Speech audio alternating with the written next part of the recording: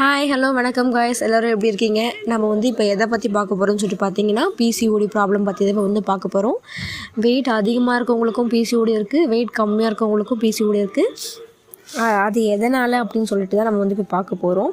Wait அதிகமாக இருக்கவங்களுக்கு வந்து பார்த்திங்கன்னா பிசிஓடி இருக்கிறது நார்மல் தான். அவங்களுக்கு வந்து இந்த இன்சுலின் ரெசிஸ்டன்ஸ் அப்படின்ற வந்து அதிகமாக வந்து இருக்கும். அது எதனால் அப்படின்னு பார்த்திங்கன்னா, சுகர் ஐட்டம்ஸ் வந்து அவங்க வந்து அதிகமாக எடுத்துக்கலாம். ஸ்வீட் ஐட்டம்ஸ் வந்து அதிகமாக சாப்பிட்றவங்களா இருக்கலாம். ஒருவேளை ஸ்வீட்டே சாப்பிட்றதில்ல அப்படின்னு சொல்லிட்டு பார்த்திங்கன்னா, ஃபுட் ஐட்டம்ஸ் அவங்க எடுத்துக்கிற ஃபுட்டில் வந்து ஸ்வீட்ஸ் வந்து அதிகமாக இருக்கலாம். சர்க்கரை உள்ளே இருக்கிற ஃபுட்டை வந்து அவங்க வந்து எடுத்துக்கலாம். அதை கம்மி பண்ணிக்கிட்டே அப்படின்னாலே வந்து நார்மல் ஆகிடும்.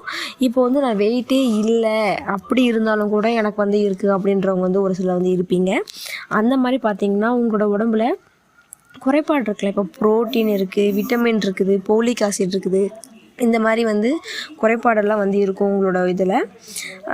அந்த குறைபாடு இருக்கிறதுனால கூட கண்டிப்பாக வந்து பிசிஓடி ப்ராப்ளம் இருக்கும். ஏன்னா இந்த ப்ரோட்டீன் சத்தெல்லாம் உங்கள் உடம்புல இருந்தால் தானே கருமுட்டை வளரவே அது வந்து யூஸ்ஃபுல்லாக இருக்கும். அப்படி இந்த சத்தெல்லாம் உங்கள் உடம்புல இல்லைன்னா எப்படி கருமுட்டை வளரும்? இந்த சத்தெல்லாம் ஃபஸ்ட்டு வந்து வரணும். ஃபோலிக் ஆசிட் வந்து நீங்கள் டேப்லெட்டாக வந்து எடுத்துக்கலாம். ஆனால் உங்கள் டாக்டரை வந்து கன்சல்ட் பண்ணிட்டு தான் எடுத்துக்கணும்.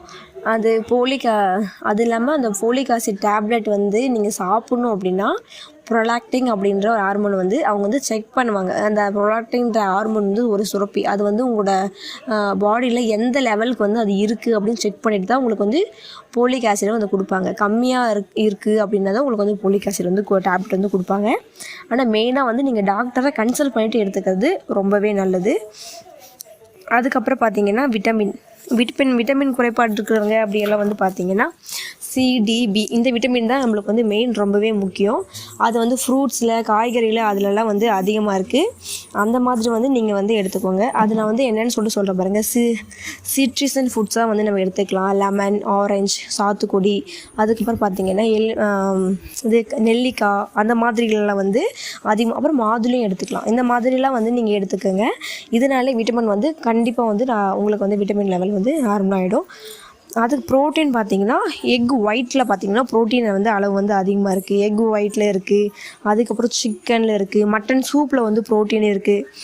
அப்புறம் நார்மலாக வந்து தானிய வகையில் அளவுக்கு அதிகமான ப்ரோட்டீன்ஸே இருக்குது.